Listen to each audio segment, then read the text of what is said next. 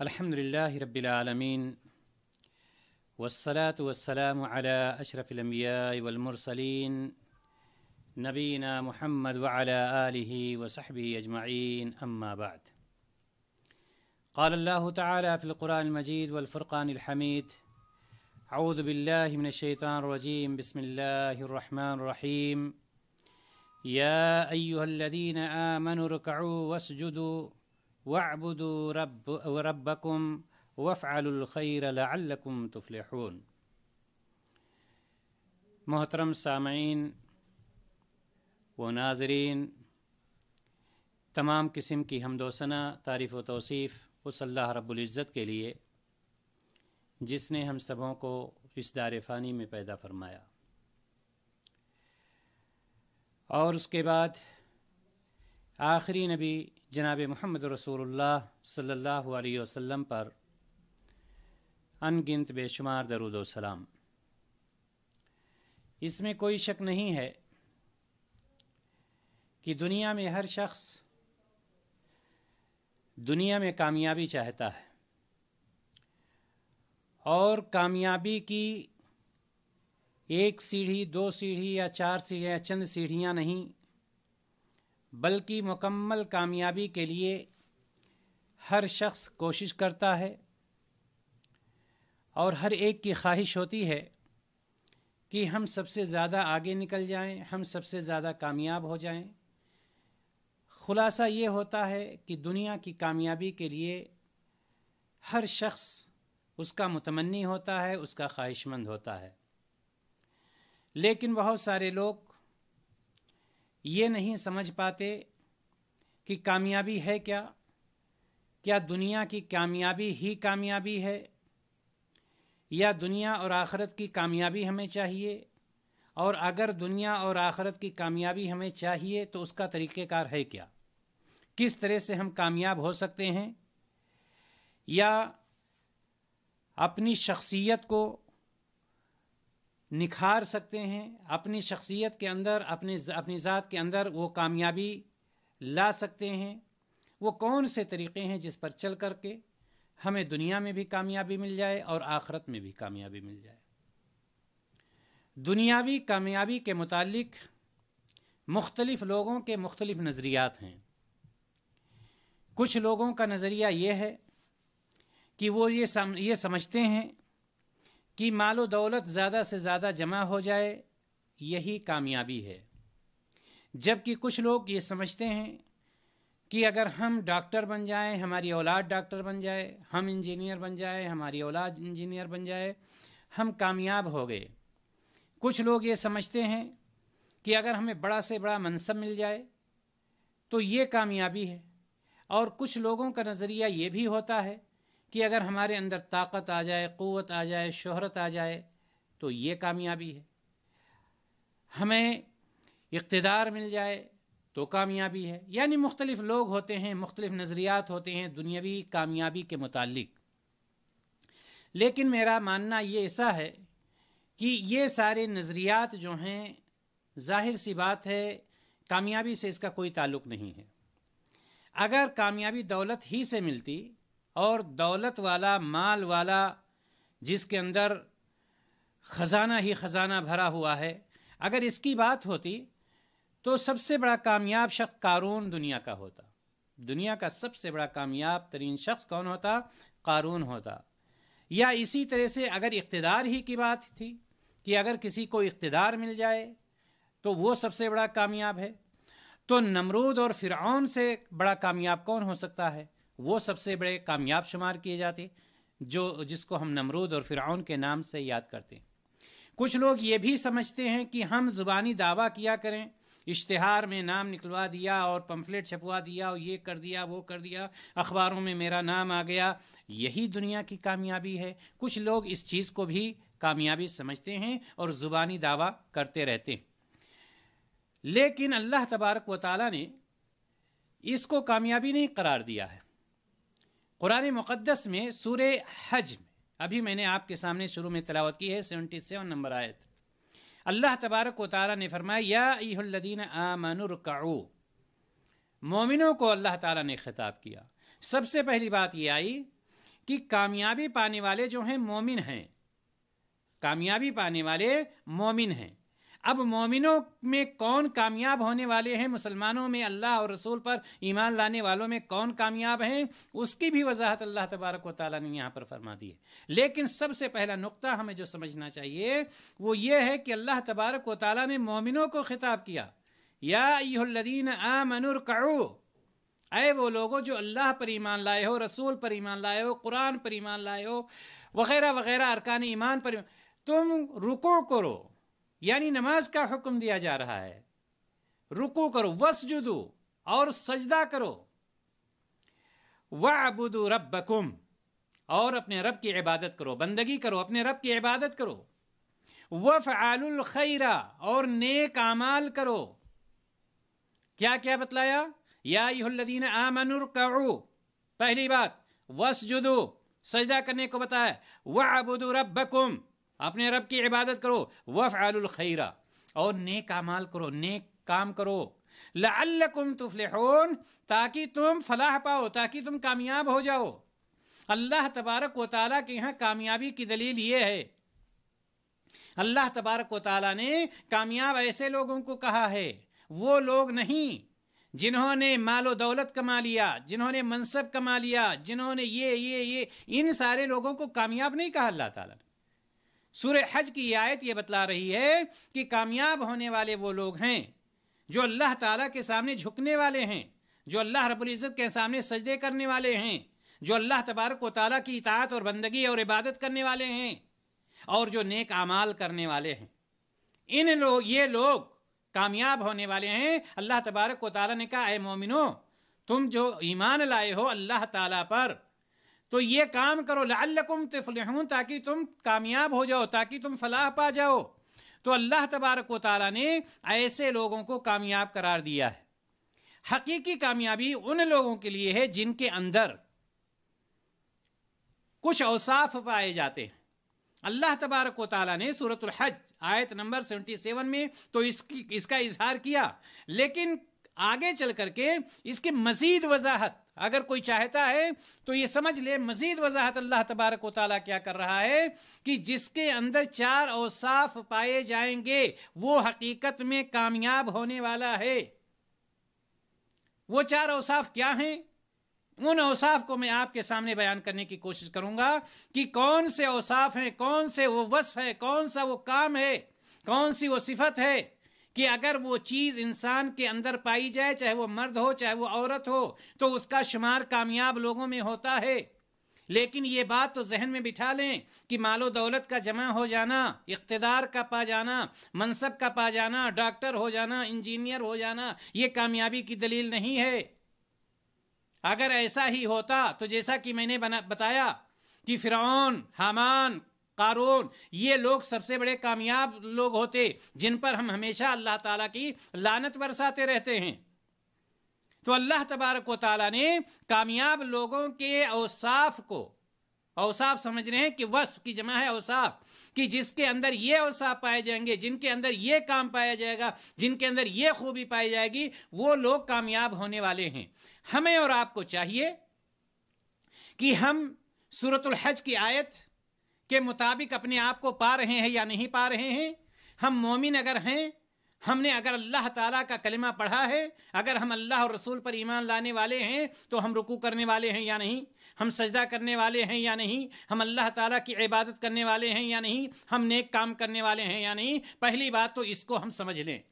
اگر ہم ان سارے کاموں کو کر رہے ہیں، اگر ہم اس کو ادا کر رہے ہیں تو الحمدللہ اللہ تبارک و تعالیٰ نے یہی کہا تھا مومنوں کو خطاب کر کے، لعلکم تفلحون، تم یہ سارے کام کرو تاکہ تم کامیاب ہو جاؤ، تاکہ تم فلاح پا جاؤ۔ مزید وضاحت، مزید اس کی شرح سمجھ لیجئے، اور بالکل سورج کی طرح سے عیاں کر دیا ہے اللہ تبارک و تعالیٰ نے کہ جس کے اندر 4 اوصاف پائے جائیں گے وہ کامیاب ہونے والے ہیں، کہ وہ اخلاص کے ساتھ، سب سے پہلی بات اخلاص کے ساتھ اللہ کے بندوں کو اللہ تعالیٰ سے جوڑنے کا کام کریں۔ اللہ تعالیٰ کے بندوں کو اللہ تعالیٰ سے، کتنے ایسے لوگ ہیں کہ اللہ تبارک و تعالیٰ سے جوڑنے کے بجائے کاٹنے کا کام کرتے ہیں، توحید کی دعوت دینے کے بجائے شرک و بدعت کی دعوت دیتے ہیں، صحیح کام کی طرف بلانے کے بجائے برے کام کی طرف بلاتے ہیں۔ تو پہلی بات یہ ہے کہ اخلاص کے ساتھ اللہ تعالیٰ کے بندوں کو اللہ تعالیٰ سے جوڑنے کا کام، اللہ تعالیٰ سے جوڑنے کا کام مطلب کیا ہے؟ اللہ تعالیٰ کی عبادت کی طرف ان کو بلایا جائے، اللہ تعالیٰ کی توحید کی طرف ان کو بلایا جائے، قرآن اور حدیث کے مطابق ان کو سمجھایا جائے، اور ساتھ ہی ساتھ ان کو نیکی کرنے کا حکم دیں، برائیوں سے باز رہنے کی تلقین کریں۔ یہ ساری چیزیں اللہ تبارک و تعالیٰ نے بہت ہی اختصار کے ساتھ سورۃ العصر میں بیان کر دیا ہے۔ سورۃ العصر میں اللہ تبارک و تعالیٰ نے اس کی وضاحت بیان کر دی ہے۔ والعصر، اللہ تعالیٰ ارشاد فرماتا ہے اعوذ باللہ من الشیطان الرجیم کہ والعصر، زمانے کی قسم، اللہ زمانے کی قسم کھا رہا ہے۔ ان الانسان لفی خسر، بے شک انسان گھاٹے میں ہے۔ اللہ تبارک و تعالیٰ کیا فرما رہا ہے کہ بے شک انسان گھاٹے میں ہے۔ کیوں اللہ تعالیٰ یہ کہہ رہا ہے کہ انسان گھاٹے میں ہے؟ آخر وجہ کیا ہے؟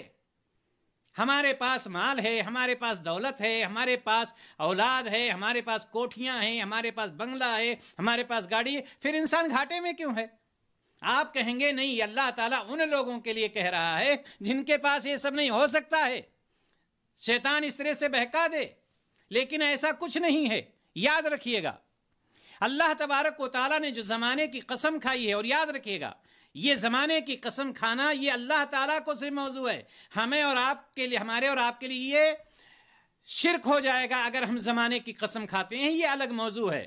اور اگر اس کو مزید سننا ہے تو ہمارے چینل پہ جا کر کے غیر اللہ کی قسم کھانا شرک ہے، اس پر سن سکتے ہیں۔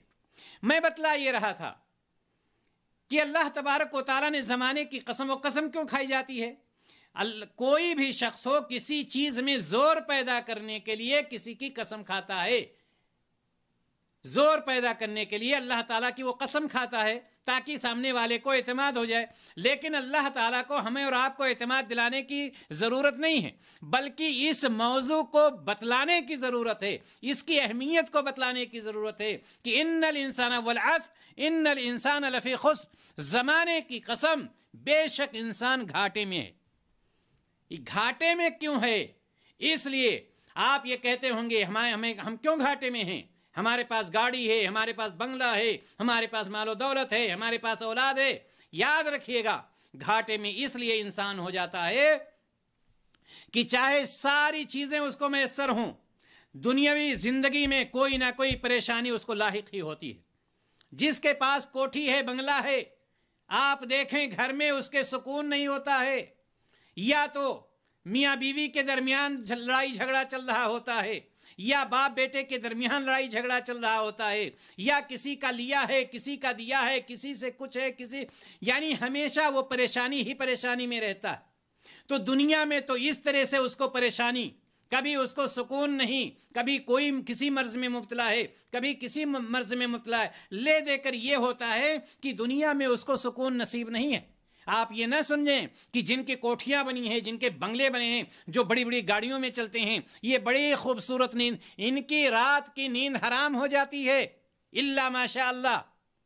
تو ایسا شخص دنیا میں بھی پریشان رہا، اور جب اس کی وفات ہو جاتی ہے، اس دنیا کو چھوڑ کر کے چلا جاتا ہے، تب کیا ہوتا ہے؟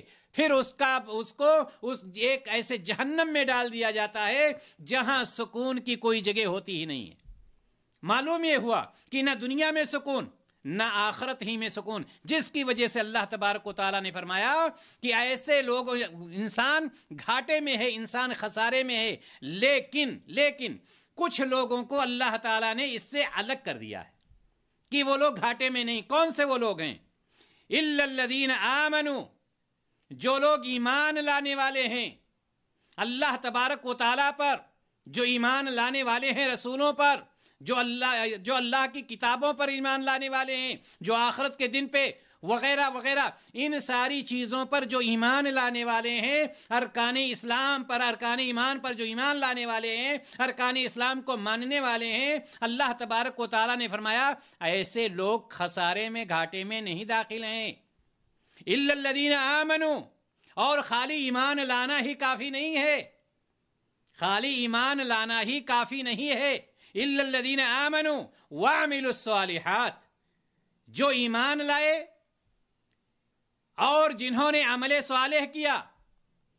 अल्लाह तबारक व तआला फरमा रहा है कि बेशक इंसान घाटे में है, लेकिन वो लोग घाटे में नहीं, वो लोग नुकसान में नहीं, वो लोग खसारे में नहीं है जो अल्लाह ताला पर ईमान लाने वाले हैं, अल्लाह के फरिश्तों पर, अल्लाह के रसूलों पर, अल्लाह की किताबों पर, यौम आखिरत पर। ये लोग खसारे में नहीं हैं, लेकिन ईमान लाना काफ़ी नहीं है। वअमिलुस्सालिहात, और जिन्होंने अमल सालेह किया।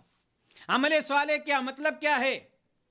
अमल सालेह का मतलब ये है कि चाहे उसका ताल्लुक हुकूकुल्लाह से हो, नमाज हो, रोज़ा हो, ज़कात हो, हज हो, ज़कात, ये सारी चीज़ें अदा करता रहा, सही टाइम पर अदा करता रहा, अल्लाह के हुक्म के मुताबिक अदा करता रहा, चाहे उसका ताल्लुक हुकूकुल इबाद से हो, चाहे उसका ताल्लुक हुकूकुल्लाह से। अमल सालेह में सिर्फ ये नहीं है कि आपने नमाज पढ़ लिया, आपने रोज़ा रख लिया। अमल सालेह से वो सारी चीज़ें मुराद हैं जिनका ताल्लुक हुकूकुल्लाह और हुकूकुल इबाद से है, जिनका ताल्लुक वाजिब से है, मुस्तहब से है, मसनून से, ये सब अमल सालेह हैं। अब एक शख्स हुकूकुल्लाह को अदा कर रहा है, लेकिन हुकूकुल इबाद अदा नहीं कर रहा, अपने माँ बाप का ख्याल नहीं कर रहा, अपनी बीवी का ख्याल नहीं कर रहा, अपने बच्चों का ख्याल नहीं कर रहा, अपने पड़ोसी का, वो ये सारी चीज़ें, क्या वो शख्स अमल सालेह कर रहा है? नहीं। सिर्फ नमाज पढ़ लेना ये काफ़ी नहीं है। अल्लाह तबारक व तआला ने फरमाया कि वो लोग खसारे में नहीं हैं, वो लोग घाटे में नहीं हैं जो लोग ईमान लाने वाले हैं, वअमिलुस्सालिहात, और अमल सालेह करने वाले।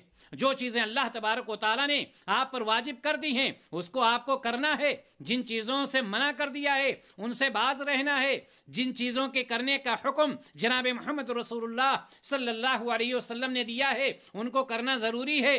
तो अमल सालेह कहने का मतलब ये है कि वो लोग खसारे में नहीं हैं जो अल्लाह तबारक व तआला पर ईमान लाने वाले हैं, और जो लोग अमल सालेह करने वाले हैं। अमल सालेह से मैं ये समझाना चाहता था कि अमल सालेह में हुकूकुल्लाह, अल्लाह ताला के हुकूक जितने हैं सब मुराद हैं, और हुकूकुल इबाद यानी बंदों के जो हुकूक आपके ऊपर हैं, चाहे आपके पड़ोसी का वो हक हो, चाहे आपके वालिदैन का हक हो, चाहे आपके मजदूरों का हक हो, आपके बच्चों का हक हो, जानवरों का हक हो, सारे हुकूक को पूरा करना है। इसी तरह से जो चाहे वाजिब चीज़ें हों, चाहे मुस्तहब चीज़ें हों, चाहे मसनून चीज़ें हों, इन सारी चीज़ों को जो पूरा करता है वो होता है क्या? वो होता है कि उसने हुकूक को पूरा कर दिया और अमल सालेह किया, उसने अमल सालेह किया। और आगे अल्लाह तबारक व तआला ने क्या फरमाया? वतवासौ बिल हक, वतवासौ बिल हक। अल्लाह तबारक व तआला ने तीसरी चीज़ जो फरमाई है, ईमान और अमल सालेह की बातों, ईमान और अमल सालेह पर अमल करने के साथ साथ, एक तो ईमान लाया वो शख्स, यानी खसारे में कौन लोग नहीं है इसका जिक्र हो रहा है कि वो ईमान लाया अल्लाह पर और सारे पूरे अरकान ईमान पर, और वो अमल सालेह किया, यानी हुकूकुल्लाह को भी अदा किया, हुकूकुल इबाद को भी अदा किया। उसके बाद अमल सालेह और ईमान, इनकी आपस में एक दूसरे को नसीहत करते हैं एक दूसरे के लिए नसीहत करते हैं। नसीहत क्या होती है? नसीहत ये होती है कि वो बतलाते हैं कि अल्लाह पर ईमान लाना ज़रूरी है, वो बतलाते हैं कि फरिश्तों पर ईमान लाना ज़रूरी है, वो बतलाते हैं आखिरत पर ईमान लाना है, और साथ ही साथ अमल सालेह, यानी ये कि अल्लाह के हुकूक को भी अदा करो, बंदों के हुकूक को भी अदा, एक दूसरे को नसीहत करते हैं और उन पर अमल की रग़बत दिलाते हैं। इस पर अमल करो, सिर्फ ईमान लाने से काफ़ी नहीं है, सिर्फ ईमान लाना काफ़ी नहीं है, बल्कि आपको अमल सालेह करना है। जो अमल करने के लिए अल्लाह तबारक व तआला ने आपको हुक्म दिया है उसको करना है। इसी तरह से वतवासौ बिल हक़्क़ि वतवासौ बिस सब्र। और चौथी चीज़, अल्लाह ताला की इताअत व बंदगी बजा लाने और नवाही से इज्तिनाब में, जब अल्लाह ताला की हुक्म की इताअत करते हैं तकलीफ़ होती है नहीं होती है? जाहिर सी बात है, ठंडी का मौसम है, फजर की नमाज पढ़नी है, तकलीफ़ होगी या नहीं होगी? तकलीफ़ होगी। دھوپ میں چل کر کے جمعہ کی نماز پڑھنے کے لیے جانا ہے، تکلیف ہوگی یا نہیں ہوگی. اسی طرح سے اللہ تبارک و تعالیٰ نے جن چیزوں سے منع کیا ہے اس پر آپ صبر کرتے ہیں، رک جاتے ہیں، یعنی اس پر آپ صبر کرتے ہیں. تو اللہ تبارک و تعالیٰ نے جن چیزوں سے ہمیں اور آپ کو منع کیا ہے اس سے رک جانا بھی یہاں پر ایک دوسرے کو صبر کی تلقین کرنا ہے کہ ہم صبر سے کام لیں. جہاں پر اللہ تبارک و تعالیٰ نے عمل کرنے کا حکم دیا، تکلیف ہو رہی صبر کیجئے. جن چیزوں سے رکنے کا حکم دیا ہے، آپ کو تکلیف ہو رہی ہے، صبر کیجئے. اگرچہ وہ آپ کے حق میں ظاہری طور پر فائدہ مند ہو لیکن صبر کیجئے، چونکہ اللہ تبارک و تعالیٰ نے اس سے آپ کو منع فرمایا. کیونکہ اللہ تعالیٰ نے آپ کو منع فرمایا ہے. تو معلوم یہ ہوا کہ خسارے میں کون سے لوگ ہیں؟ خسارے میں وہ لوگ ہیں جن کے اندر یہ چار خوبیاں نہیں پائی جاتی. نہ اللہ پر ایمان لانے والے ہیں، نہ عمل صالح کرنے والے ہیں، نہ ان باتوں کی ایک دوسرے کو نصیحت کرنے والے ہیں، اور نہ تکلیف جب ہوتی ہے اس کے صبر کی تلقین کرنے والے ہیں. تو ایسی صورت میں ایسے لوگ خسارے میں ہیں. ورنہ جن کے اندر یہ چار اوصاف اللہ تبارک و تعالیٰ نے پیدا کر دیے ہیں وہ خسارے میں نہیں ہیں. وہ خسارے میں ان چار اوصاف کو جو اپنا لیتے ہیں، جو ان پر عمل کرتے ہیں، تو اللہ تبارک و تعالیٰ ان کو ان لوگوں میں شمار نہیں کرتا ہے جو خسارہ پانے والے ہیں. اسی لیے امام شافعی رحمہ اللہ نے غالباً فرمایا ہے کہ سورہ عصر انسان کی ہدایت کے لیے کافی ہے. سورۃ العصر کو امام شافعی رحمہ اللہ فرماتے ہیں کہ یہ لوگوں کی ہدایت کے لیے کافی ہے. اس میں اللہ تعالیٰ نے کامیاب لوگوں کے اوصاف کو اجمال اور ترتیب کے ساتھ بیان کر دیا ہے. سورۃ العصر یعنی ایک کامیاب انسان کے جو اوصاف ہیں وہ سورۃ العصر میں اللہ تبارک و تعالیٰ نے اتنی ترتیب کے ساتھ، اتنی وضاحت کے ساتھ بیان کر دیا ہے کہ اگر کوئی شخص اس پر عمل کر لیتا ہے تو وہی اس کے لیے کامیابی ہے. وہی اس کے لیے کامیابی ہے. کوئی بھی شخص اپنی کامیابی اور ناکامی کا جائزہ لینا چاہے تو سورہ سورۃ العصر اس کے لیے بہترین معیار. اس کو چاہیے کہ سورۃ العصر کو دیکھے اور یہ سوچے کہ کیا ہم ایمان لا رہے ہیں، کیا ہم عمل صالح کر رہے ہیں، کیا ہم وتواصوا بالحق وتواصوا بالصبر کے مطابق اتر رہے ہیں. اگر اتر رہا ہے تو اس کو خوش ہونا چاہیے اور مزید عمل کرنا چاہیے. اگر یہ خوبیاں، یہ اوصاف اس کے اندر نہیں پائے جا رہے ہیں، اس میں دوسرا پوائنٹ بہت ہی زیادہ اہم ہے، وَاعْمِلُوا الصَّالِحَاتِ، جس میں حقوق اللہ اور حقوق العباد دو کے دونوں شامل ہوتے ہیں. خلاصہ کلام یہ ہے کہ جس کے اندر یہ چار اوصاف پائے جائیں گے وہ لوگ گھاٹے میں نہیں ہیں بلکہ وہ لوگ کامیاب ہونے والے ہیں. اور کامیابی کے لیے یہی چیز معیار ہے. کامیابی کے لیے یہ صورت ہمیں یہ بتلا رہی ہے کہ کامیابی کے لیے بذات خود عمل کافی نہیں ہے. جیسا کہ بتلایا گیا سورہ عصر میں وتواصوا بالحق وتواصوا بالصبر، اللہ تبارک و تعالیٰ نے کیا فرمایا کہ ایمان لاؤ، عمل صالح کرو، اور ساتھ ہی ساتھ وتواصوا بالحق اور وتواصوا بالصبر میں یہ چیز آ رہی ہے کہ امر بالمعروف اور نہی عن المنکر کا فریضہ بھی انجام دو. بھلائی کا حکم دو، برائیوں سے روکو. یہ خود بذات خود عمل کر لینا یہ کامیابی کی دلیل نہیں ہے. ہمارے اور آپ کے لیے یہ بھی ضروری ہے کہ ہم اور آپ بھلائی کا حکم دیں اور برائیوں سے روکیں، تب اللہ تبارک و تعالی ہمیں اور آپ کو کامیاب لوگوں میں شمار کرے گا.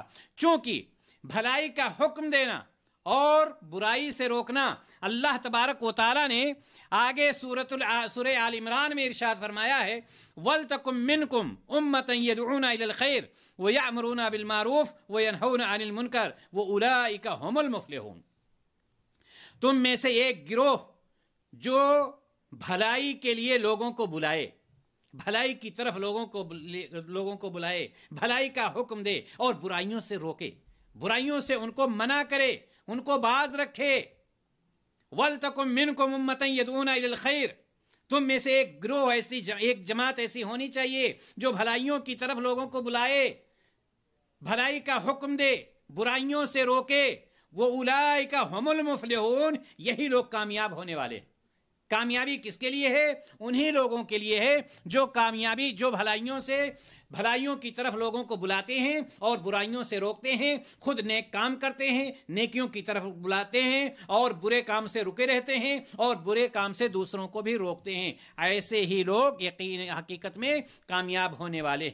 खुलासे कलाम यह है कि अल्लाह तबारक व तआला ने कामयाब लोग उनको करार दिया है, वो नहीं जो मालो दौलत को कामयाबी समझते हैं, वो नहीं जो इख्तिदार को कामयाबी समझते हैं, वो नहीं जो मनसब को कामयाबी समझते हैं, वो नहीं जो अपने आप को डॉक्टर बना लेने से कामयाब समझते हैं, बल्कि जिनके अंदर ये चार औसाफ पाए जाएं, या जिस तरह से सूरतुल हज में अल्लाह तबारक व तआला ने हमें और आपको हुक्म दिया कि ऐ ईमान वालो, रुकू करो, सजदे करो, अल्लाह ताला की इबादत करो और नेक काम करो, ये लअल्लकुम तुफलिहून, ताकि तुम कामयाब हो जाओ। मालूम ये हुआ कि कामयाबी कहाँ पर मिलती है? नमाज पढ़ने से मिलती है।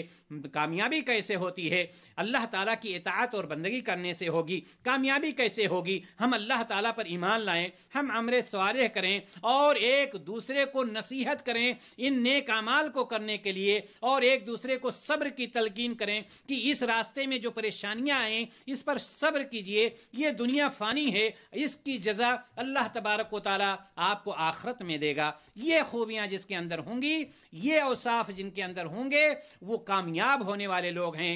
हमें और आपको चाहिए कि हम खास तौर से सूरतुल असर अपने सामने रखें, उसकी तिलावत करें, उसका तर्जुमा पढ़ें और उसको अपने ऊपर उतारने की कोशिश करें कि कहाँ पर फॉल्ट है, कहाँ पर कमी है, कहाँ पर कौन सा शोशा है जिसको हम नहीं कर पा रहे हैं। ऐसा ना हो कि हम नाकाम लोगों में से हो जाएं। लिहाजा हम अल्लाह तबारक व तआला से दुआ करते हैं, इलाहुल आलमीन हमारे अंदर वो खूबियाँ पैदा कर दे, वो औसाफ पैदा कर दे जिनके वजह से लोग कामयाब होने वाले हैं, और जो तूने हुक्म दिया है इलाहुल आलमीन हमें उस पर अमल करने की तौफीक अता फरमा, हमें कामयाब लोगों में से बना, हमें खसारा पाने वाले लोगों में से ना बना। वाखिरु दावाना अनिल हम्दुलिल्लाहि रब्बिल आलमीन। अस्सलामु अलैकुम व रहमतुल्लाहि व बरकातुहू।